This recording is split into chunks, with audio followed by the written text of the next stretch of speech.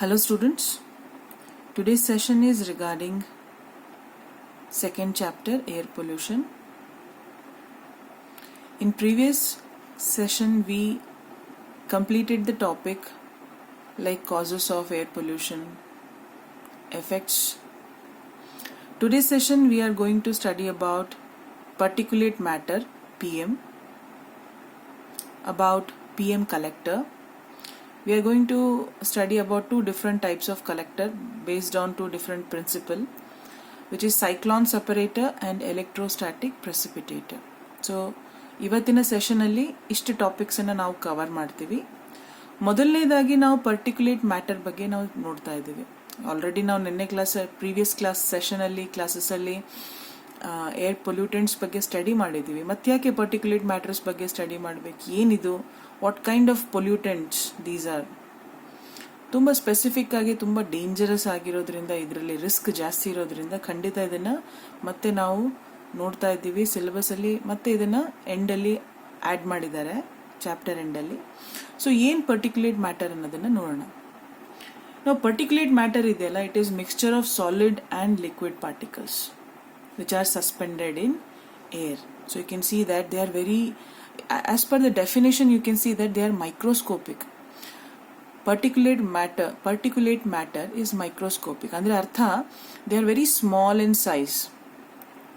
ಈಗ ಮೈಕ್ರೋಸ್ಕೋಪಿಕ್ ಆಗಿರೋದ್ರಿಂದ ಈ ಪೊಲ್ಯೂಟೆಂಟ್ ಏನಾಗುತ್ತೆ, ಒಂದು ಇಟ್ ಈಸ್ ನಾಟ್ ವಿಸಿಬಲ್, ನಮ್ಮ ಕಣ್ಣಿಗೆ ಕಾಣೋದಿಲ್ಲ, ನಾವು ಅದನ್ನು ಅವಾಯ್ಡ್ ಮಾಡೋಕ್ಕಾಗೋದಿಲ್ಲ ಅಲ್ವಾ. ಇನ್ನೊಂದು ತುಂಬ ಸೈಜ್ ಚಿಕ್ಕದಾಗಿರೋದ್ರಿಂದ ಇದು ಈಸಿಯಾಗಿ ನಮ್ಮ ಬಾಡಿ ಒಳಗಡೆ ಎಂಟರ್ ಆಗಬಹುದು, ಈಸಿಯಾಗಿ ನಮ್ಮ ಬ್ಲಡ್ ಸ್ಟ್ರೀಮ್ ಜೊತೆಗೆ ಆ್ಯಡ್ ಆಗಬಹುದು. ಹೇಗೆ ಎಂಟರ್ ಆಗುತ್ತೆ, ನೀವು ಏರನ್ನು ರೆಸ್ಪಿರೇಷನ್ಗೆ ಯೂಸ್ ಮಾಡ್ತೀರಾ, ಗಾಳಿಯನ್ನು ನಾವು ಇನ್ಹೇಲ್ ಮಾಡಿದಾಗ ಈ ಚಿಕ್ಕದಾಗಿರೋ ಪಾರ್ಟಿಕಲ್ಸ್ ಕೂಡ ಆ ಒಂದು ಟ್ರ್ಯಾಕಿಂದ ನಮ್ಮ ಬಾಡಿ ಒಳಗಡೆ ಹೋಗ್ಬೋದು. ಇಲ್ಲ ಅಂದರೆ it can also penetrate through our skin pores. ನಮ್ಮ ಸ್ಕಿನ್ ಮೇಲಿರೋ ಪೋರ್ಸಿಂದ ಕೂಡ ಇದು ನಮ್ಮ ಬಾಡಿ ಒಳಗಡೆ ಎಂಟರ್ ಆಗಬಹುದು. So that is the high risk of this pollutant, particulate matter. So definition ಇನ್ನೊಂದ್ಸತಿ ನೋಡೋಣ. It goes like particulate matter is microscopic solid and liquid particles suspended in air. ಗಾಳಿಯಲ್ಲಿ ಸಸ್ಪೆಂಡ್ ಆಗಿರುವಂಥದ್ದು. ಈ ಥರ ಗಾಳಿಯಲ್ಲಿ ಸಸ್ಪೆಂಡ್ ಆಗಿರೋದ್ರಿಂದ ಇದು ಗಾಳಿನ ಪೊಲ್ಯೂಟ್ ಮಾಡ್ತಾ ಇದೆ ಖಂಡಿತ. ಆ್ಯಂಡ್ ಈ ಥರ ಸಸ್ಪೆಂಡ್ ಆಗಿರೋದ್ರಿಂದ ಇದು ನಮ್ಮ ಬಾಡಿ ಮೇಲೆ ಹಾರ್ಮ್ಫುಲ್ ಎಫೆಕ್ಟ್ಸ್ ಕೊಡುತ್ತೆ. ಅದನ್ನೇ ಕೊನೆಯದಾಗಿ ಸೇರಿಸಿದರೆ many of which are hazardous ಅಂದರೆ ಹಾರ್ಮ್ಫುಲ್ ಎಫೆಕ್ಟ್ ಕೊಡ್ತಾ ಇದೆ. So that is what particulate matter definition is. ಹಾಗಾದರೆ ಪರ್ಟಿಕ್ಯುಲೇಟ್ ಮ್ಯಾಟರ್ ಏನಿದೆ, ಇಟ್ ಈಸ್ ಮೈಕ್ರೋಸ್ಕೋಪಿಕ್ ಅಂದಾಗ ದಟ್ ಮೀನ್ಸ್ ನಾವು we have to seriously discuss about the size. ಎಷ್ಟು ಸೈಜ್ ಇರುತ್ತೆ particulate matter, right? So ನಮ್ಮ ಕಣ್ಣಿಗೂ ಕಾಣಿಸೋದಿಲ್ಲ. ಹಾಗಾದರೆ how can we find them out, how can we distinguish them? ಈಗ ನಾವು ಅದರ ಸೈಜ್ ಬಗ್ಗೆ ಡಿಸ್ಕಸ್ ಮಾಡೋಣ. Size of a P M here means particulate matter. ನಾವು ಪರ್ಟಿಕ್ಯುಲರ್ ಮ್ಯಾಟರ್ಸ್ನ ನಾವು ಸೈಜ್ ಬೇಸಿಸ್ ಮೇಲೆ 3 ಕ್ಯಾಟಗರಿಯಲ್ಲಿ ಡಿವೈಡ್ ಮಾಡಿದ್ದೀವಿ. That is PM10, PM2.5, PM.1. So PM10 particles ಅಂತ ಅಂದರೆ their size is their average diameter is around 10 microns. ಇಲ್ಲಿ 10 ಮೈಕ್ರಾನ್ಸ್ ಅಂತ ಅಂದಾಗ it is nothing but micrometers. PM2.5 particles, their average diameter is 2.5 microns. PM.1 particles, average diameter is 0.1 microns. So in this slide we can see that how the particulate matters, they are smaller in size. When you say micron, it is a very small size. How ಎಷ್ಟು size ಇರಬಹುದು micron ಅನ್ನೋದನ್ನ 10 to the power of -6 ಏನಿದೆ, that is 10 to the power of -6 is micrometer ಅಂತ ಕರಿತೀವಲ್ಲ. So how much small this size is, ಇದನ್ನು ನಾವು ನೋಡಬೇಕು ಅಂದರೆ ಈ ಒಂದು ಸ್ಲೈಡಲ್ಲಿ ನೀವು ನೋಡ್ತಾ ಇದ್ದೀರಾ. We are comparing the PM10, PM2.5 and PM.1 with diameter of a human hair. The outer circle you are seeing, it is the average diameter of a human hair, right? ಈ ಹ್ಯೂಮನ್ ಹೇರಿಗೆ ಕಂಪೇರ್ ಮಾಡಿದಾಗ PM10 particles you can see how small it is. Almost 6 to 7 times of this PM10 is hair, human hair. ಈ PM10 ನೀವೇನು ನೋಡ್ತಿದ್ದೀರಾ, ಇದು ಸುಮಾರು ಇದರ 7 times ಏನಿದೆ ನಮ್ಮ ಹ್ಯೂಮನ್ ಹೇರ್, ಒಂದು ಸಿಂಗಲ್ ಹೇರ್ ಇರುತ್ತೆ ಸ್ಟ್ರ್ಯಾಂಡ್. ಅದೇ ರೀತಿ ನೀವು PM2.5 ಮತ್ತು PM.1 ಇವು ಸೈಜ್ ಕಂಪ್ಯಾರಿಸನ್. PM.1 ಮೋಸ್ಟ್ಲಿ ನಿಮಗೆ ಕಾಣಿಸ್ತಾನೂ ಇಲ್ಲ ಅಲ್ವಾ, ಅಷ್ಟು ಚಿಕ್ಕದಾಗಿದೆ ಈ ಸ್ಲೈಡಲ್ಲಿ. ಸೊ ಸ್ಮಾಲ್ ಸೈಜ್ ಆಗೋದ್ರಿಂದ ನಾವು ಆಲ್ರೆಡಿ ಡಿಸ್ಕಸ್ ಮಾಡಿದ್ವಿ ಯಾವ ರೀತಿ ನಮಗೆ ಅದು ಡೇಂಜರಸ್ ಆಗಿರಬಹುದು ಅಂತ ಅಲ್ವಾ. Easily it can enter our body. Size of PM in microns. In this slide you can see that the different types of particulate matters ಅಲ್ವಾ. ಇಲ್ಲಿ ನೋಡಿ ಫುಲ್ ರೇಂಜ್ ಕೊಟ್ಟಿದ್ದಾರೆ ನಿಮಗೆ ಪರ್ಟಿಕ್ಯುಲೇಟ್ ಮ್ಯಾಟರ್ಸ್ ಇಂದು. ಅದರಲ್ಲಿ ಪೋಲನ್ಸ್ ಬರುತ್ತೆ, ವೈರಸ್ ಇದೆ, ಬ್ಯಾಕ್ಟೀರಿಯಾಸ್ ಇದೆ, ಸ್ಮೋಗ್ ಇದೆ, ಸೂತ್ ಇದೆ. ಸೂತ್ ಅಂದ್ರೆ ಬ್ಲ್ಯಾಕ್ ಕಾರ್ಬನ್ ಅಂತ ಕರಿತೀವಿ. ಸಿಮೆಂಟ್ ಡಸ್ಟ್ ಬರುತ್ತೆ, ಫ್ಲೈಯಿಂಗ್ ಆಶ್ ಬರುತ್ತೆ, ಆಯಿಲ್ ಸ್ಮೋಕ್ ಇರಬಹುದು ಅಲ್ವಾ. So these are all called particulate matters because they are in terms of microns. They are very small in size. Now types of particulate matters. ನೀವು ನಾವು already definition ನೋಡುವಾಗ ನೋಡಿದ್ವಿ. particulate matters ಅಲ್ಲಿ solid ಆಗಿರ್ಬೋದು, liquid ಆಗಿರ್ಬೋದು, ಯಾವುದಾದ್ರೂ chemical ಆಗಿರಬಹುದು ಅಲ್ವಾ, ಆರ್ಗ್ಯಾನಿಕ್ ಆಗಿರ್ಬೋದು, ಇನ್ಆರ್ಗ್ಯಾನಿಕ್ ಆಗಿರ್ಬೋದು. ಸೊ ಇಲ್ಲಿ ನಾವು ಅದನ್ನ ಆರ್ಗ್ಯಾನಿಕ್ ಮತ್ತು ಇನ್ಆರ್ಗ್ಯಾನಿಕ್ ಅಲ್ಲಿ ಡಿವೈಡ್ ಮಾಡ್ತಾ ಇದೀವಿ. ಆರ್ಗ್ಯಾನಿಕ್ ಅಂದ್ರೆ it is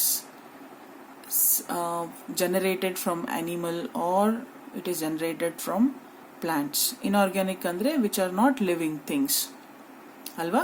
So particulate matter can be composed of following types, that is organic particulate matter and inorganic particulate matter.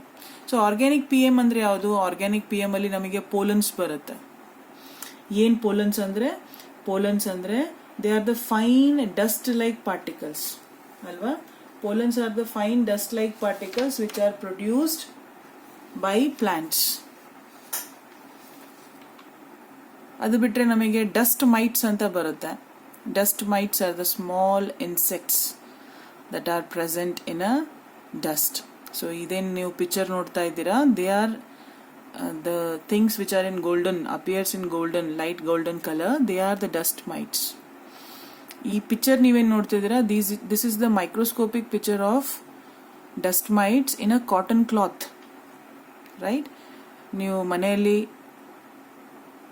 ಇರೋ ಫರ್ನಿಚರ್, ಬೆಡ್ಸ್, ಕಾಟಲ್ಲಿ ಏನು ಡಸ್ಟ್ ಇರುತ್ತಲ್ಲ, ಆ ಡಸ್ಟಲ್ಲಿ ಈ ಇನ್ಸೆಕ್ಟ್ಸ್ ಬೆಳೀತದೆ.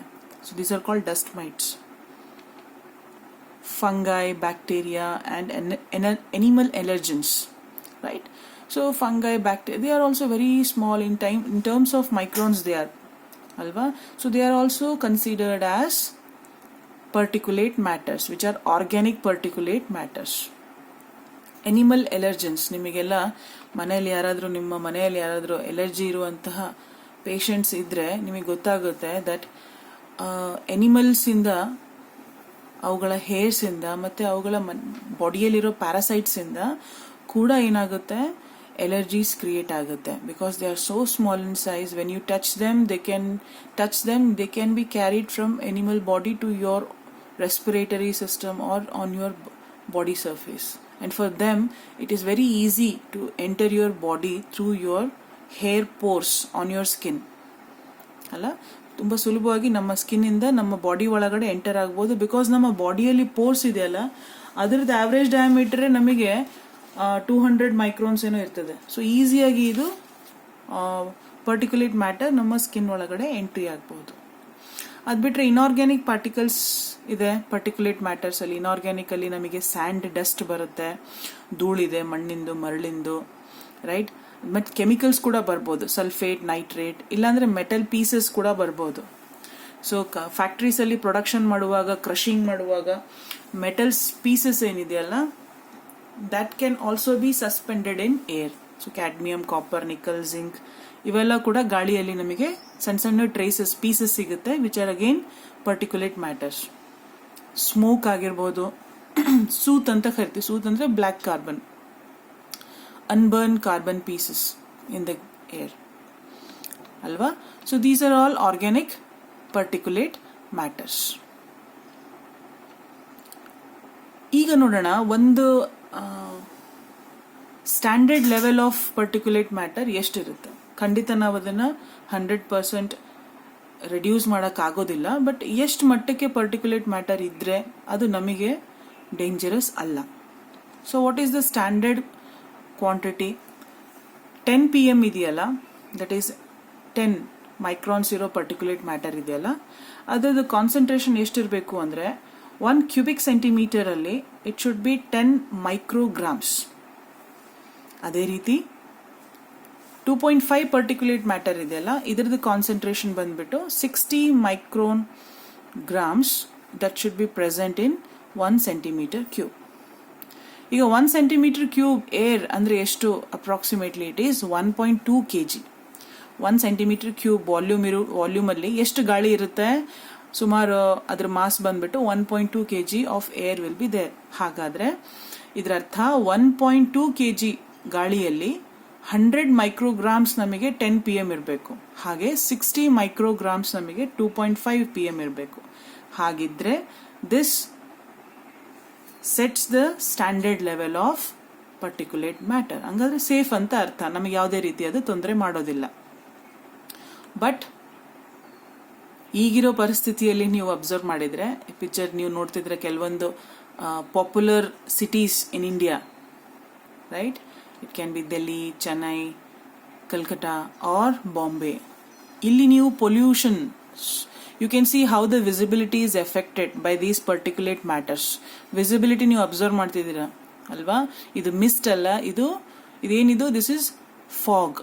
The combination of smoke and fog ಎರಡು mix ಆದಾಗ ನಮಗೇನು ಕೊಡುತ್ತೆ? ಸ್ಮಾಗ್ ಕೊಡುತ್ತಲ್ಲ, that is this. So visibility ಎಷ್ಟು ರೆಡ್ಯೂಸ್ ಆಗಿದೆ, ರೈಟ್? ಇಲ್ಲಿ ನೀವು ನಮ್ಮ ಸ್ಟ್ಯಾಂಡರ್ಡ್ ಲೆವೆಲ್ಗೆ ಕಂಪೇರ್ ಮಾಡಿದಾಗ it is observe that Delhi ಇಲ್ಲೆಲ್ಲ ಒಂದು 2.5 ನಾವೇನು ಹೇಳ್ತಾ ಇದ್ವಿ, 2.5 PM ಏನಿದೆ ಮತ್ತೆ 10 PM ಏನಿದೆ, ಇದು ಸುಮಾರು ಈ ಸಿಟೀಸಲ್ಲಿ ನಮಗೆ ಬೇಕಾಗಿರೋದು 100 ಮೈಕ್ರೋಗ್ರಾಮ್ಸ್, ಬಟ್ ಈ ಸಿಟೀಸಲ್ಲಿ it is 1000 micrograms. 1000 micrograms per 1.2 kg of water. I mean to say 1.2 kg of air, right? So it is at very high risk. ಯಾಕೆ ನಾವು ಅಷ್ಟು ಪರ್ಟಿಕ್ಯುಲೇಟ್ ಮ್ಯಾಟರ್ಸ್ ಬಗ್ಗೆ ಡಿಸ್ಕಸ್ ಮಾಡ್ತಾ ಇದ್ದೀವಿ ಅಂದರೆ, ನಾವು ಸ್ಟ್ಯಾಂಡರ್ಡ್ ಏನಿದೆ, ಸೇಫ್ಟಿ ಲೆವೆಲ್ ಏನಿದೆ, ಅದನ್ನು ತುಂಬ ಮೀರಿ ಮುಂದಕ್ಕೆ ಹೋಗ್ಬಿಟ್ಟಿದೆ. It is very much high then a standard level, safe level of particulate matter.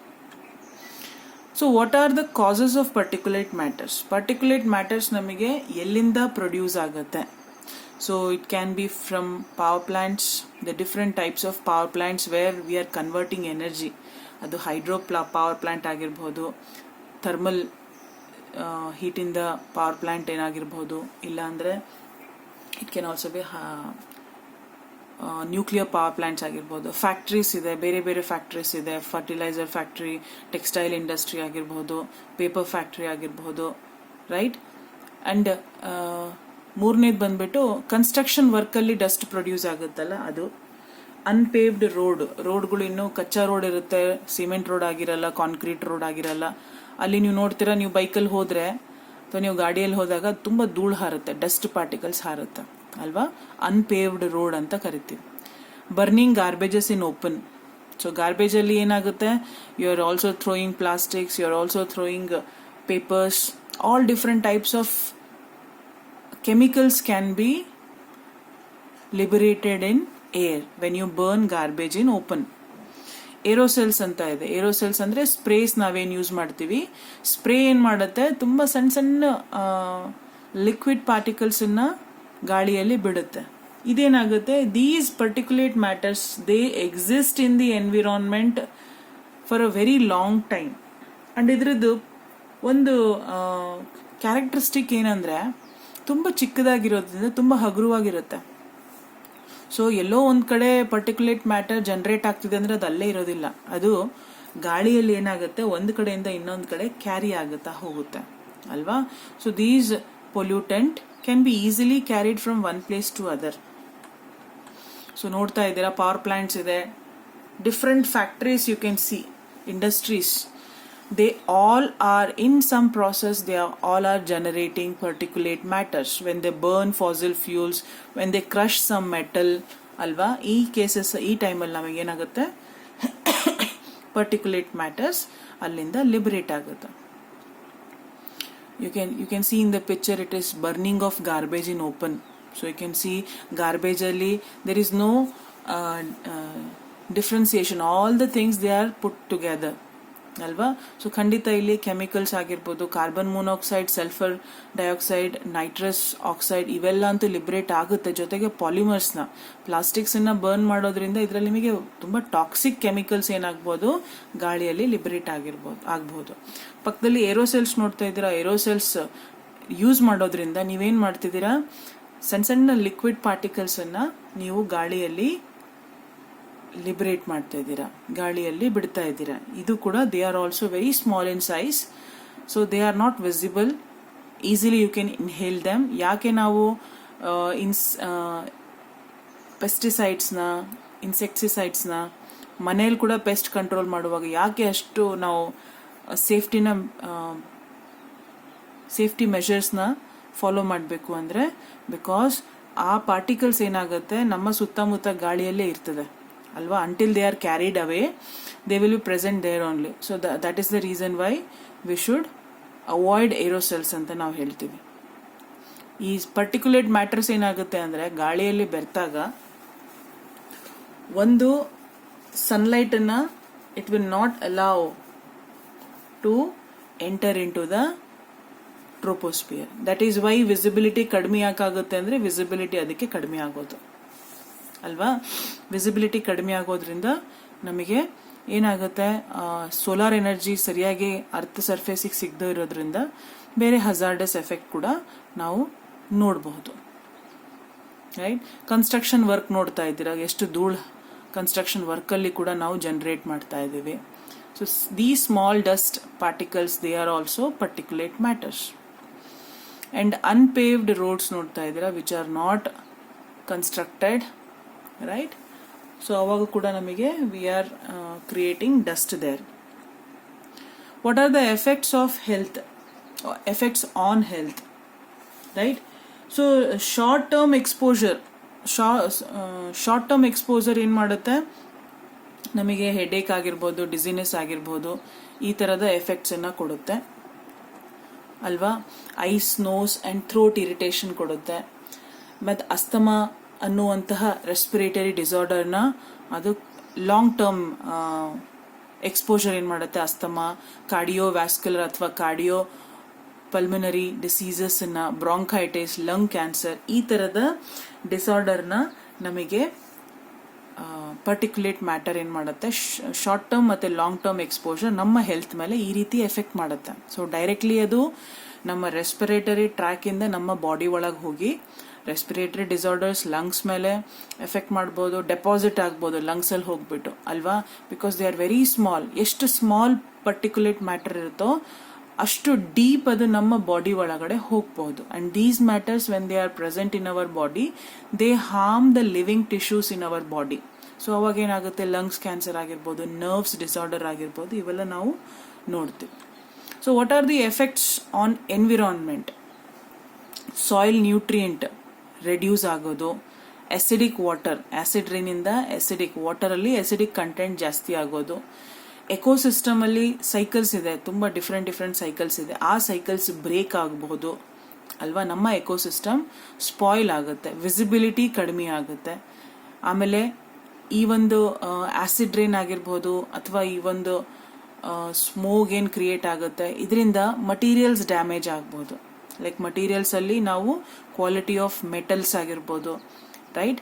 Metals ಏನಿದೆ ಅವುಗಳ ಕ್ವಾಲಿಟಿ ರೆಡ್ಯೂಸ್ ಆಗುತ್ತೆ, ಕರೋಷನ್ ಆಗಕ್ಕೆ ಶುರು ಆಗಿಬಿಡುತ್ತೆ. ಎಸಿಡಿಕ್ ರೈನ್ ಆದಾಗ, ಗಾಳಿಯಲ್ಲಿ ಎಸಿಡಿಕ್ ಕಂಟೆಂಟ್ ಜಾಸ್ತಿ ಆದಾಗ ಮಟೀರಿಯಲ್ಸ್ ಏನಾಗುತ್ತೆ, ಅವುಗಳ ಕ್ವಾಲಿಟಿನ ಅದು ಹಾಳು ಮಾಡ್ತಾ ಹೋಗುತ್ತೆ. ಲೈಕ್ ಫಾರ್ ಎಕ್ಸಾಂಪಲ್ ನಾವು ಪ್ರೀವಿಯಸ್ ಸೆಷನಲ್ಲಿ ತಾಜ್ ಮಹಲ್ ಬಗ್ಗೆ ಮಾತಾಡಿದ್ವಿ. ಸೊ ಆಸಿಡ್ ರೈನ್ ಅಂದಾಗ ನಮ್ಮ ತಲೆಯಲ್ಲಿ ಬರೋದು ತಾಜ್ ಮಹಲ್ ಫಸ್ಟ್ ಪಿಕ್ಚರ್. ಯಾಕೆಂದ್ರೆ ಅದ್ರದ್ದು ಮಾರ್ಬಲ್ ಏನಾಗಿದೆ ಬರ್ತಾ ಬರ್ತಾ ಫೇಡ್ ಆಗ್ತಾ ಹೋಗ್ತಿದೆ. That is because of acid rain. So acidic water ಕೂಡ, ವಾಟರಲ್ಲಿ ಅಸಿಡಿಟಿ ಕೂಡ ಏನಾಗ್ತಾ ಹೋಗುತ್ತೆ, ಜಾಸ್ತಿ ಆಗ್ತಾ ಹೋಗುತ್ತೆ. So particular matters in the effect human beings ಮೇಲೆ ಕೂಡ ಇದೆ, ಅದೇ ರೀತಿ ಎನ್ವಿರಾನ್ಮೆಂಟ್ ಮೇಲೆ ಕೂಡ ಇದೆ.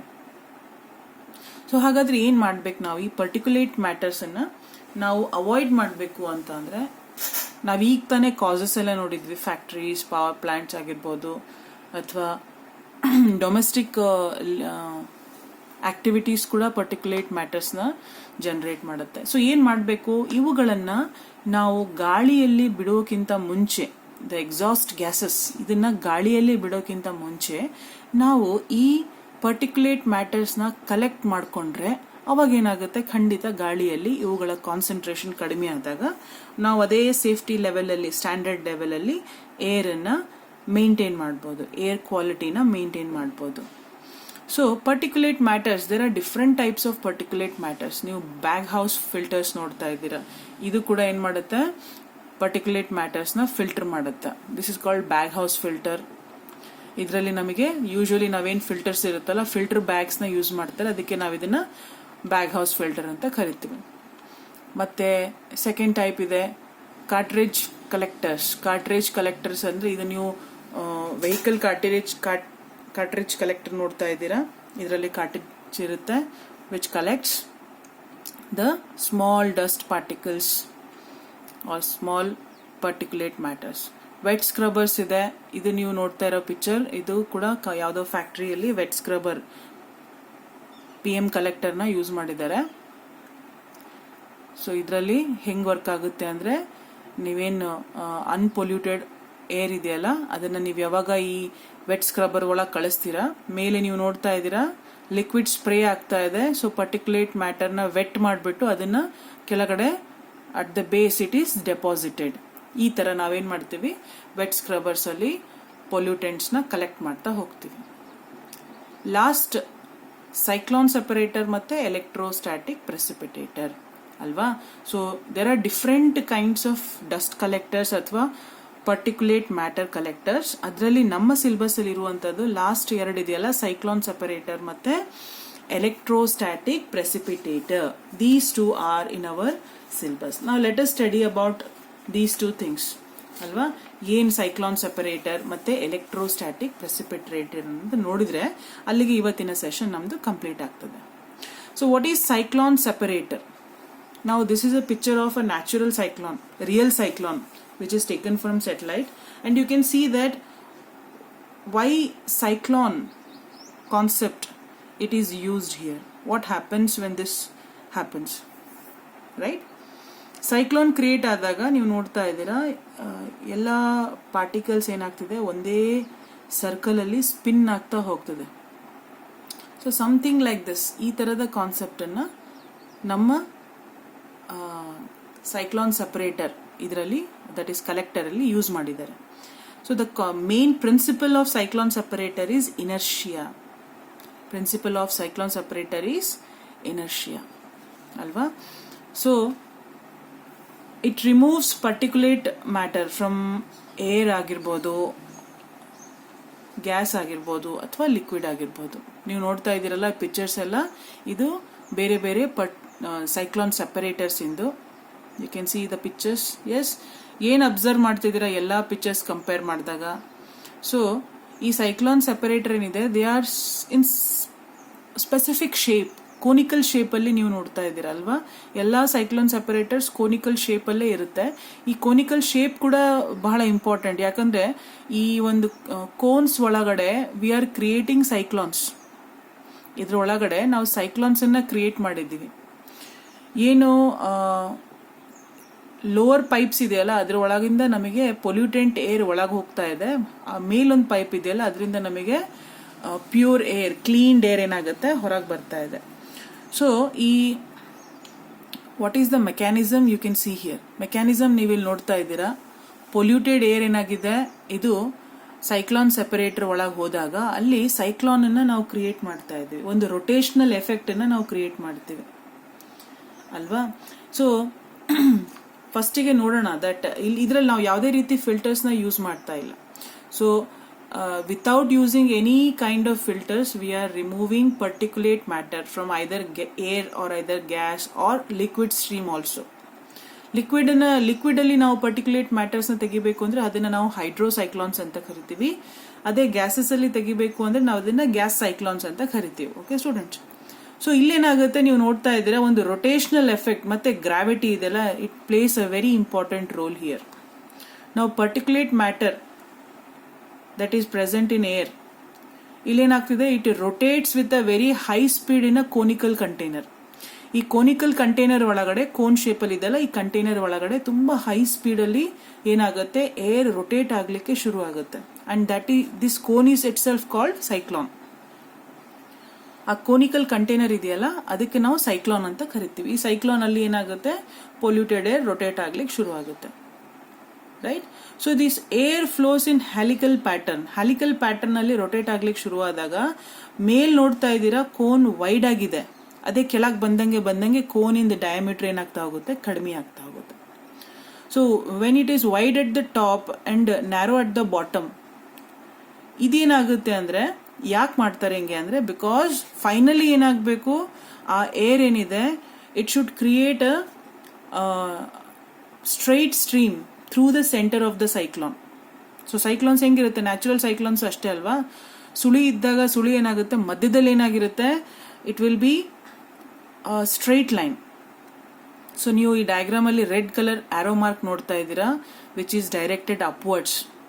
ಸೊ ಫೈನಲಿ ಏನಾಗುತ್ತೆ, these gases they are excited in a straight stream through the centre of the cyclone and out to the top ಅಲ್ವಾ, ಹೊರಗಡೆ, ದಟ್ ಈಸ್ ದ ಔಟ್ಲೆಟ್, ಅಲ್ಲಿಂದ ಏರ್ ಏನಾಗಬೇಕು, ಹೊರಗೆ ಬರಬೇಕು. ಸೊ ಕಂಪ್ಲೀಟ್ ನ್ಯಾಚುರಲ್ ಸೈಕ್ಲಾನ್ ಹೇಗಿರುತ್ತೆ ಆ ರೀತಿ ನಾವಿಲ್ಲಿ ಸೈಕ್ಲಾನ್ ಅನ್ನ ಕ್ರಿಯೇಟ್ ಮಾಡುತ್ತೀವಿ. Large particulate matters they have large inertia. Particulate matters large ಇದ್ದಂಗೆ ಅವಕ್ಕೆ ಇನರ್ಷಿಯಾ ಜಾಸ್ತಿ ಇರುತ್ತೆ. ಸೊ ಅದು ಈ ಕರ್ವ್ ಅನ್ನ ಫಾಲೋ ಮಾಡಲಿಕ್ಕೆ ಬಹಳ ಹೊತ್ತು ಆಗೋದಿಲ್ಲ. ಅವಾಗೇನಾಗುತ್ತೆ, ಅದು ಈ ಸೈಕ್ಲೋನ್ ಕೋನ್ ಇದೆಯಲ್ಲ ಅದಕ್ಕೆ ಸ್ಟ್ರೈಕ್ ಮಾಡಿಬಿಟ್ಟು ಹಿಟ್ ಆಗಿ it strikes the wall and falls to the bottom. ಆಮೇಲೆ ಅದನ್ನು ನಾವು ಈಸಿಯಾಗಿ ರಿಮೂವ್ ಮಾಡ್ಬೋದು. As we go down, rotational diameter decreases ಅಲ್ವಾ, hence separating smaller particles.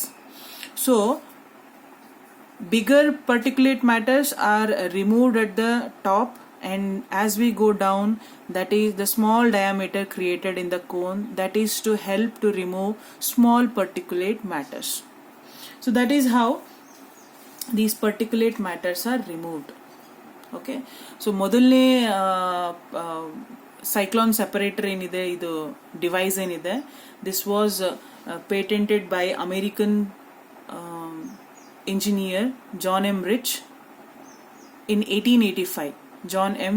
Finch in 1885 the design was patented. So ಅವಾಗಿಂದ ಅದು ಅವ್ರ ಹೆಸರು ಮೇಲೆ ನಡೀತಾ ಇದೆ. That is, so this is the concept of cyclone separator. You can see that no filters are used here. Without using filters, you can easily remove the small dust particles or small particulate matters from a polluted air. So many of the, as you saw in the picture, many of the industries, so these are very small in size. Advantages ಇದೆ, these are very small in size. Okay, there is low capital investment. Starting ಇದನ್ನು ನೀವು plant ಮಾಡಬೇಕು ಅಂದರೆ investment ಕಡಿಮೆ ಇದ್ರೂ ನಡೀತಿದೆ, maintenance cost ಕೂಡ ಕಡಿಮೆ ಇದೆ, ರೈಟ್. ಅಂದರೆ ಇದು ಬಟ್ ನೆಗೆಟಿವ್ ಪಾಯಿಂಟ್ ಏನಂದರೆ ಇದರದ್ದು ಎಫಿಷಿಯನ್ಸಿ, ಲೋ ಎಫಿಷಿಯನ್ಸಿ ಅಲ್ವಾ. ದಟ್ ಈಸ್ ಅಬೌಟ್ ಎಫಿಷಿಯನ್ಸಿ ನೋಡಬೇಕು ಅಂದರೆ it is about 70 to 90 for particulate matter greater than 10 microns, 30 to 90 for particulate matters less than 10 microns. So 10 micronsಗಿಂತ ಕಡಿಮೆ ಆಯಿತು ಅಂದರೆ ಅದನ್ನೇ ನಾವು ಏನಂತೀವಿ, ಕೋರ್ಸ್ ಪಾರ್ಟಿಕಲ್ಸ್ ಅಂತ ಕರಿತೀವಿ. ಸೊ ಕೋರ್ಸ್ ಪಾರ್ಟಿಕಲ್ಸಿಗೆ ಹೋಗ್ಬಿಟ್ರೆ ನೀವು ಅದು 30 to 90% ಇದೆ. ಅಂಡ್ ಫೈನ್ ಪಾರ್ಟಿಕಲ್ಸಿಗೆ ಹೋಗ್ಬಿಟ್ರೆ 2.5 micronsನ ನಾವು ಫೈನ್ ಪಾರ್ಟಿಕಲ್ಸ್ ಅಂತೀವಿ. 0.1 ಮೈಕ್ರಾನ್ಸ್ ನಾವು ಅಲ್ಟ್ರಾ ಫೈನ್ ಪಾರ್ಟಿಕಲ್ಸ್ ಅಂತೀವಿ. ಅದ್ರ ಬಗ್ಗೆ ಇಲ್ಲಿ ಇಲ್ಲೇ ಇಲ್ಲ, ಅಂದ್ರೆ ಇದು ಅಲ್ಟ್ರಾ ಫೈನ್ ಪಾರ್ಟಿಕಲ್ಸ್ ನ ಇದು ಕಲೆಕ್ಟ್ ಮಾಡೋಕ್ಕೆ ಆಗೋದೇ ಇಲ್ಲ. So you can see that size ಕಡಿಮೆ ಆಗ್ತಾ ಹೋದಂಗೆ ಎಫಿಷಿಯನ್ಸಿ ನೀವು ನೋಡ್ತಾ ಇದ್ದೀರಾ ಕಡಿಮೆ ಆಗ್ತಾ ಇದೆ. ಸೊ ನಾವೇನು ಪರ್ಟಿಕ್ಯುಲೇಟ್ ಮ್ಯಾಟರ್ಸ್ ಬಗ್ಗೆ ಡಿಸ್ಕಸ್ ಮಾಡ್ತಾ ಇದ್ವಿ, ಸೆಕೆಂಡ್ ಮತ್ತೆ ಥರ್ಡ್ ರೋ ನೀವು ನೋಡ್ತಿದ್ದೀರಾ 30-40% ನೀವು ನೋಡ್ತಾ ಇದ್ದೀರಾ ಅಷ್ಟೇ ಕಲೆಕ್ಟ್ ಮಾಡುತ್ತೆ. ಸೊ ಇದು ಎಫಿಷಿಯನ್ಸಿ ಕಡಿಮೆ ಇದೆ, right. So you can see ಈ ಎಫಿಷಿಯನ್ಸಿನ ಇನ್ಕ್ರೀಸ್ ಮಾಡಬೇಕು ಅಂದ್ರೆ ನಾವೇನ್ ಮಾಡಬೇಕು, ಸೀರೀಸ್ ಆಗಿ ಒಂದಕ್ಕಿಂತ ಹೆಚ್ಚು ಸೈಕ್ಲಾನ್ ಸೆಪರೇಟರ್ಸ್ನ ನಾವು ಪ್ಲಾಂಟ್ ಮಾಡಿದಾಗ ಅವಾಗ ನಾವು ಎಫಿಷಿಯನ್ಸಿನ ಇನ್ಕ್ರೀಸ್ ಮಾಡಬಹುದು, right. Multiple cyclone separators. Next ಬರೋದು ನಾವು ಎಲೆಕ್ಟ್ರೋಸ್ಟ್ಯಾಟಿಕ್ ಪ್ರೆಸಿಪಿಟೇಟರ್. ಇದನ್ನ ಶಾರ್ಟ್ ಆಗಿ ESP ಅಂತ ಕೂಡ ಕರೀತಾರೆ. ಸೊ ಎಲೆಕ್ಟ್ರೋಸ್ಟ್ಯಾಟಿಕ್ ಪ್ರೆಸಿಪಿಟೇಟರ್ ಇದೇನ್ ಮಾಡುತ್ತೆ, ಎಲೆಕ್ಟ್ರೋಸ್ಟ್ಯಾಟಿಕ್ ಫೋರ್ಸ್ ಇದರ principle. So this is constructed or working on based on the principle of electrostatic force. Now what is electrostatic force? Electrostatic force, it is a force of attraction or force of repulsion. ಎರಡು ಆಗಬಹುದು, attractive ಆಗಬಹುದು, repulsive force ಆದರೂ ಆಗಿರಬಹುದು. Between two charges, positive charge ಇದೆ, negative charge ಇದೆ. So ನಿಮಗೆ ಗೊತ್ತಿದೆ ಯಾವಾಗಲೂ ಲೈಕ್ ಚಾರ್ಜಸ್ ಆದಾಗ ರಿಪಲ್ ಆಗುತ್ತೆ, ಅನ್ಲೈಕ್ ಚಾರ್ಜಸ್ ಇದ್ರೆ ಅಟ್ರಾಕ್ಟ್ ಆಗುತ್ತೆ. ಪಿಕ್ಚರ್ ಅಲ್ಲಿ ನೀವು ನೋಡ್ತಾ ಇದ್ದೀರಾ, ಪಾಸಿಟಿವ್ ಚಾರ್ಜ್ ನೆಗೆಟಿವ್ ಚಾರ್ಜ್ ಇದ್ದಾಗ ಅಟ್ರಾಕ್ಟ್ ಆಗುತ್ತೆ, ಅದೇ ಸಿಮಿಲರ್ ಚಾರ್ಜ್ ಇದ್ದಾಗ ಅದು ಪಾಸಿಟಿವ್ ಆಗಿರ್ಬೋದು, ನೆಗೆಟಿವ್ ಆಗಿರ್ಬೋದು, ರಿಪಲ್ ಆಗುತ್ತೆ ಅಲ್ವಾ. ಸೊ ಈ ಚಾರ್ಜಸ್ ಏನಿದೆ ಇವುಗಳ ನಡುವೆ ಇರೋ ಎಲೆಕ್ಟ್ರೋಸ್ಟ್ಯಾಟಿಕ್ ಫೋರ್ಸ್ ಇದೇ ಪ್ರಿನ್ಸಿಪಲ್ ಮೇಲೆ ನಾವು ಎಲೆಕ್ಟ್ರೋಸ್ಟ್ಯಾಟಿಕ್ ಪ್ರೆಸಿಪಿಟೇಟರ್ ಕನ್ಸ್ಟ್ರಕ್ಷನ್ ನೋಡ್ತಾ ಇದ್ದೀವಿ, ವರ್ಕಿಂಗ್ ನೋಡ್ತಾ ಇದ್ದೀವಿ. So this you can see how big they are electrostatic precipitator. So ಒಂದು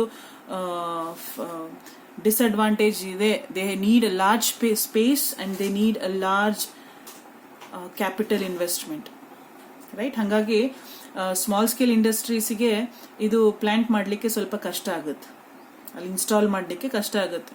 but efficiency it will be high. So you can see some other pictures of electrostatic precipitators. Okay, so what kind of working here it takes place? So there is again no filter, ಯಾವುದೇ ರೀತಿ ನಾವು filters use ಮಾಡ್ತಾ ಇಲ್ಲ. Gas flow ನೀವು ನೋಡ್ತಾ ಇದ್ದೀರಾ blue colour ಅಲ್ಲಿ, blue ink ಅಲ್ಲಿ. ಕ್ಲೀನ್ ಗ್ಯಾಸ್ ನೀವು ನೋಡ್ತಾ ಇದ್ದೀರಾ ಕೊನೆಗೆ ರೆಡ್ ಇಂಕ್ ಅಲ್ಲಿ. ಸೊ ಒಂದು ಕಡೆಯಿಂದ ಗ್ಯಾಸ್ ಅನ್ನ ನಾವು we flow the gas in, and on the parallel other side we along the straight line we are taking out the clean gas. So ಏನಾಗುತ್ತೆ, you can see that there is electric field created in between the two plates here, right. So ಏನಾಗುತ್ತೆ, gas electrostatic precipitator enter ಆದ ಕೂಡಲೇ ಏನಾಗುತ್ತೆ, gas particles they are chargeless. They can be some chemical, they can be some dust particles, they can be carbon, sulfur dioxide, ಏನಾದರೂ ಆಗಿರ್ಬೋದು. They are ಚಾರ್ಜ್ಲೆಸ್, ಅವುಗೆ ಯಾವುದೇ ರೀತಿ charges ಇರೋದಿಲ್ಲ. Electric field ಅನ್ನ ಅಲ್ಲಿ ಕ್ರಿಯೇಟ್ ಮಾಡೋದ್ರಿಂದ ಚಾರ್ಜ್ ಪಾರ್ಟಿಕಲ್ಸ್ ಎಂಟರ್ ಆದ ತಕ್ಷಣ ನೋಡಿ ಬ್ಲೂ ಇದೆಯಲ್ಲ, ದಟ್ ಈಸ್ ಚಾರ್ಜ್ಲೆಸ್. ಬಟ್ ಒಂದ್ಸತಿ ಎಲೆಕ್ಟ್ರಿಕ್ ಫೀಲ್ಡ್ ಅಲ್ಲಿ ಎಂಟರ್ ಆದ ತಕ್ಷಣ ಎಲ್ಲವೂ ಏನಾಗ್ತಿದೆ, ನೆಗೆಟಿವ್ ಚಾರ್ಜ್ ನ ಕ್ಯಾರಿ ಮಾಡ್ತಾ ಇದೆ. ನೆಗೆಟಿವ್ ಚಾರ್ಜ್ ಕ್ಯಾರಿ ಮಾಡುತ್ತೆ, ಬಿಕಾಸ್ ನಾವಲ್ಲಿ ಎಲೆಕ್ಟ್ರಿಕ್ ಫೀಲ್ಡ್ ಅನ್ನ ಕ್ರಿಯೇಟ್ ಮಾಡಿದ್ದೀವಿ. ಸೊ ದಟ್ ಅಲ್ಲಿಂದ ಪಾಸ್ ಆದ ತಕ್ಷಣ ಪಾರ್ಟಿಕಲ್ಸ್ ಎಲ್ಲ ನೆಗೆಟಿವ್ ಚಾರ್ಜ್ ಅನ್ನ ಗೇನ್ ಮಾಡುತ್ತೆ. ಸೊ ಒಂದ್ಸತಿ ಪರ್ಟಿಕ್ಯುಲೇಟ್ ಮ್ಯಾಟರ್ಸ್ ನೆಗೆಟಿವ್ ಚಾರ್ಜ್ ಅನ್ನ ಗೇನ್ ಮಾಡಿದ ತಕ್ಷಣ ಅದೇನಾಗುತ್ತೆ, ಆ ಕಡೆ ಈ ಕಡೆ ಎಲ್ಲೋ ಪ್ಲೇಟ್ಸ್ ನೋಡ್ತಾ ಇದ್ದೀರಲ್ಲ, which is anode, which is connected to positive electrode. So ಎರಡು ಕಡೆ ಎಲ್ಲೋ ಪ್ಲೇಟ್ಸ್ ನೋಡ್ತಿದ್ದೀರಲ್ಲ, they are positively charged. So automatically ಏನಾಗುತ್ತೆ, ನೆಗೆಟಿವ್ ಪರ್ಟಿಕ್ಯುಲೇಟ್ ಮ್ಯಾಟರ್ಸ್ ಇದೆಯಲ್ಲ ಪಾಸಿಟಿವ್ ಪ್ಲೇಟ್ ಕಡೆ ಅಟ್ರಾಕ್ಟ್ ಆಗಿಬಿಡುತ್ತೆ. ನೀವು ನೋಡ್ತಾ ಇದ್ರೆ ಹೇಗೆ ಎಲ್ಲ ಹೋಗ್ಬಿಟ್ಟು ಆ ಪ್ಲೇಟ್ಸ್ ಮೇಲೆ ಕಲೆಕ್ಟ್ ಆಗಿದೆ ಅಲ್ವಾ. ಎಲ್ಲ ಪರ್ಟಿಕ್ಯುಲೇಟ್ ಮ್ಯಾಟರ್ಸ್ ಬಂದ್ಬಿಟ್ಟು ಆ ಆನೋಡ್ ಪ್ಲೇಟ್ ಮೇಲೆ ಬಂದು ಕಲೆಕ್ಟ್ ಆಗಿದೆ, because we know that opposite charges they attract each other. So collect ಆಗೋದ್ರಿಂದ ನಮಗೆ ಕ್ಲೀನ್ ಆಗಿರೋ ಗ್ಯಾಸ್ ಏನಾಗುತ್ತೆ, on the other end it is getting liberated. That is how electrostatic precipitator it works, right. So all these particles which are collected on the anode plate, they can be in a particular interval, they can be cleaned up.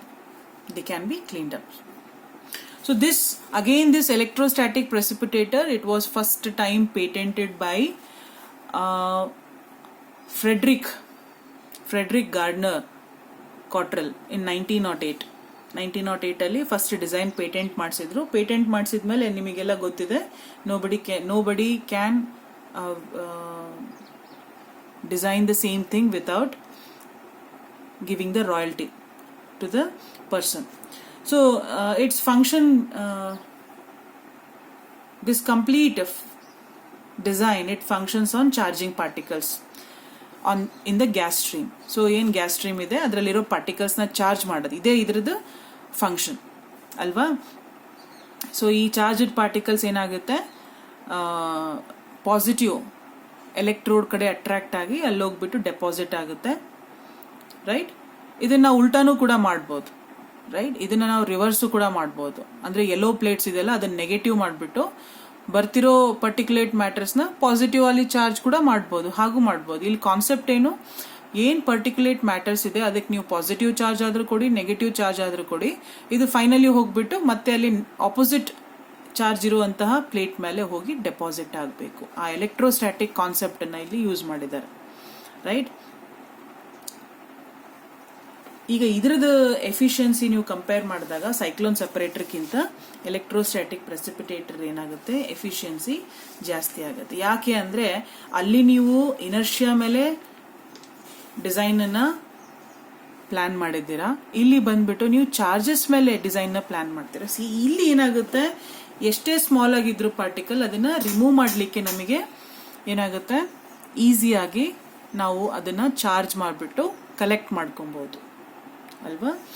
So these are the 2 different types of particulate matter collector, PM collector. One is cyclone separator, another is electrostatic precipitator. So what about the efficiency? You can see it is 99 to 100% for the particles which are 5 microns in size alva. So you can see how the work is taking place, right. PM ಅನ್ನ charge ಮಾಡ್ತೀರಾ, particles ನ charge ಮಾಡ್ತೀರಾ, ಅದು ಬಂದ್ಬಿಟ್ಟು opposite electrode ಮೇಲೆ ಬಂದು collect ಆಗುತ್ತೆ. ಆ ಕಲೆಕ್ಟ್ ಆಗಿರೋದನ್ನ ನೀವೇನ್ ಮಾಡ್ಬೋದು, interval you can clean it either by manually or by some other mechanical devices, mechanical brushes, ನೀವು ಅದನ್ನ ಕ್ಲಿಯರ್ ಮಾಡ್ಬೋದು. ಅಗೇನ್ ಇದರಲ್ಲೂ ಕೂಡ ಡ್ರೈ ಟೈಪ್ ESP ಇದೆ, ವೆಟ್ ಟೈಪ್ ESP ಇದೆ. ಸೊ ನಾವು ಲಿಕ್ವಿಡ್ಸ್ ಅಲ್ಲೂ ನಾವು ರಿಮೂವ್ ಮಾಡ್ಬೋದು, ನಾವು ಗ್ಯಾಸಸ್ ಅಲ್ಲೂ ಕೂಡ ರಿಮೂವ್ ಮಾಡ್ಬೋದು, ರೈಟ್. ಎರಡನ್ನೂ ಕಂಪ್ಯಾರಿಸನ್ ಕೂಡ ನೋಡಿದ್ವಿ ನಾವು. ಸೈಕ್ಲೋನ್ ಸೆಪರೇಟರ್ ಶೇಪ್ ನೋಡ್ತಾ ಇದ್ದೀರಾ, ಅದೇ ಎಲೆಕ್ಟ್ರೋ ಸ್ಟ್ಯಾಟಿಕ್ ಪ್ರೆಸಿಪಿಟೇಟರ್ ನೋಡ್ತಿದ್ರೆ ಇಟ್ ಈಸ್ ಟೇಕಿಂಗ್ ಶೇಪ್ ಕೂಡ ನೋಡ್ತಾ ಇದ್ದೀರಾ. There is no particular concept about shape here, because cyclone separator ಅಲ್ಲಿ ನಾವು ಯಾಕೆ ಕೋನಿಕಲ್ ಶೇಪ್ ಕೊಟ್ಟಿದ್ದೀವಿ, ಬಿಕಾಸ್ ನಾವು we are creating a cyclone inside. ಮೇಲೇನಿದೆ ಲಾರ್ಜ್ ಪಾರ್ಟಿಕಲ್ಸ್ ಸೆಪರೇಟ್ ಆಗುತ್ತೆ, ಕೆಳಗಡೆ ಬರ್ತಾ ಬರ್ತಾ ಕೋನಿಕಲ್ ಶೇಪ್ ಡಯಾಮೀಟರ್ ಚಿಕ್ಕದಾಗೋದ್ರಿಂದ ಅಲ್ಲಿ ನಾವು ಯಾಕೆ ಚಿಕ್ಕದು ಮಾಡಿದ್ವಿ ಅಂದರೆ ಸ್ಮಾಲ್ ಪಾರ್ಟಿಕಲ್ಸ್ನ ರಿಮೂವ್ ಮಾಡಲಿಕ್ಕೆ, ರೈಟ್. ಬಿಕಾಸ್ ಸ್ಮಾಲ್ ಪಾರ್ಟಿಕಲ್ಸ್ಗೆ ಇನರ್ಷಿಯಾ ಏನಾಗುತ್ತೆ, ಕಡಿಮೆ ಇರೋದ್ರಿಂದ ಡಯಾಮೀಟರ್ ಕೂಡ ನಾವು ಕಡಿಮೆ ಮಾಡ್ತಾ ಹೋಗ್ತೀವಿ. ಅದೇ ಎಲೆಕ್ಟ್ರೋಸ್ಟ್ಯಾಟಿಕ್ ಪ್ರೆಸಿಪಿಟೇಟರ್ ನೀವು ನೋಡ್ತಿದ್ದೀರಾ, ಪ್ಲೇಟ್ಸ್ ಥರ ಇರುತ್ತೆ. ಈ ಪ್ಲೇಟ್ಸ್ ಏನು ಮಾಡುತ್ತೆ, ಎಲೆಕ್ಟ್ರೋಡ್ಸ್ ಪಾಸಿಟಿವ್ ಪ್ಲೇಟ್ಸ್ ಆಗಿರ್ಬೋದು, ನೆಗೆಟಿವ್ ಪ್ಲೇಟ್ಸ್ ಆಗಿರ್ಬೋದು, ಇದ್ರ ಮೇಲೆ ಬಂದು ಪಾರ್ಟಿಕಲ್ಸ್ ಕಲೆಕ್ಟ್ ಆಗ್ತಾ ಹೋಗುತ್ತೆ. So it is taking it needs a large space that you can compare here ಅಲ್ವಾ. ಎಲೆಕ್ಟ್ರೋಸ್ಟ್ಯಾಟಿಕ್ ಪ್ರೆಸಿಪಿಟೇಟರ್ಗೆ ಜಾಗ ಜಾಸ್ತಿ ಬೇಕು ಇನ್ಸ್ಟಾಲ್ ಮಾಡಲಿಕ್ಕೆ. ಅಡ್ವಾಂಟೇಜಸ್ ಡಿಸ್ಅಡ್ವಾಂಟೇಜಸ್ ನಾವು ನೋಡಿದ್ವಿ.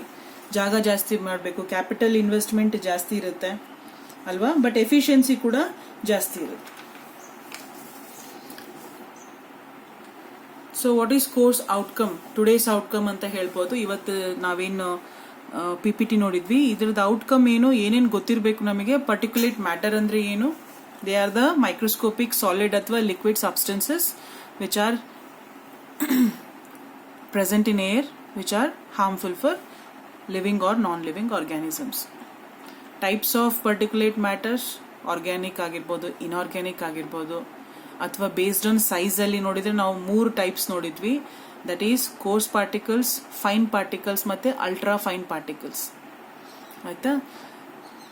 ಕಾಸಸ್ ನೋಡಿದ್ವಿ ಮತ್ತು different effects on health, effects on environment. ಅದಾದಮೇಲೆ PM ಕಲೆಕ್ಟರ್ಸ್ ನೋಡಿದ್ವಿ, ವಿಚ್ ಈಸ್ ಸೈಕ್ಲಾನ್ ಸೆಪರೇಟರ್ ಒಂದು ಮತ್ತು ಎಲೆಕ್ಟ್ರೋಸ್ಟ್ಯಾಟಿಕ್ ಪ್ರೆಸಿಪಿಟೇಟರ್ ಒಂದು ಅಲ್ವಾ. ಇನ್ನು ನಾವು ಅಲ್ಟ್ರಾ ಫೈನ್ ಪಾರ್ಟಿಕಲ್ಸ್ ಬಗ್ಗೆ ಮಾತಾಡ್ತಾ ಇದ್ದೀವಿ. ಅಲ್ಟ್ರಾ ಫೈನ್ ಪಾರ್ಟಿಕಲ್ಸ್ ತುಂಬ ಚಿಕ್ಕದಾಗಿರುತ್ತೆ. 0.1 ಮೈಕ್ರಾನ್ಸ್ ಅಂತೀರಾ, ಅಲ್ಲಿಗೆ ನಾವು ನ್ಯಾನೋಮೀಟರಲ್ಲಿ ಅದನ್ನು ನಾವು ಮೆಷರ್ ಮಾಡ್ಬೋದು. ನ್ಯಾನೋಮೀಟರ್ ಅಂದರೆ ಮೈಕ್ರಾನ್ಸ್ ಅಂದರೆ 10⁻⁻⁶ ಬರುತ್ತೆ, ನ್ಯಾನೋ ಅಂದರೆ 10⁻⁻⁹ ಬರುತ್ತೆ. ಅವುಗಳನ್ನು ಫಿಲ್ಟರ್ ಮಾಡಲಿಕ್ಕೆ ಇನ್ನೂ ನಮ್ಮ ಹತ್ರ ಅಷ್ಟು ಎಫಿಷಿಯೆಂಟ್ ಆಗಿರುವಂತಹ ಯಾವುದೇ ಒಂದು ಕಲೆಕ್ಟರ್ ಇಲ್ಲ. ಸೊ ನ್ಯಾನೋ ಟೆಕ್ನಾಲಜಿ ಅಂತ ನೀವು ಕೇಳ್ತಾ ಇದ್ದೀರಾ. ಈ ನ್ಯಾನೋ ಟೆಕ್ನಾಲಜಿಯಲ್ಲಿ ನಾವು ಈ ನ್ಯಾನೋ ಪರ್ಟಿಕ್ಯುಲೇಟ್ ಮ್ಯಾಟರ್ಸ್ನ ಕಲೆಕ್ಟ್ ಮಾಡಲಿಕ್ಕೂ ನಾವು ಡಿವೈಸಸ್ನ ಇನ್ನೂ ಡಿಸೈನ್ ಮಾಡ್ತಾ ಇದ್ದೀವಿ. ಅದಿನ್ನೂ ಫ್ಯೂಚರಲ್ಲಿ ಬರುವಂಥದ್ದು, ಇನ್ನೂ ಸದ್ಯಕ್ಕೆ ಬಂದಿಲ್ಲ. ಬಟ್ ಈ particulate matters that is ultra fine, ಅದನ್ನು ಕೂಡ ನಾವು ಕಲೆಕ್ಟ್ ಮಾಡೋ ಎಬಿಲಿಟಿ ಬಂತು ಅಂದರೆ then we can expect air of standard level, safe level. Okay, so thank you students. ಇಲ್ಲಿಗೆ ಇವತ್ತಿನ ಸೆಷನ್ ಮುಗಿಯುತ್ತೆ. The next session we will study about Air Act. Thank you so much. Thank you.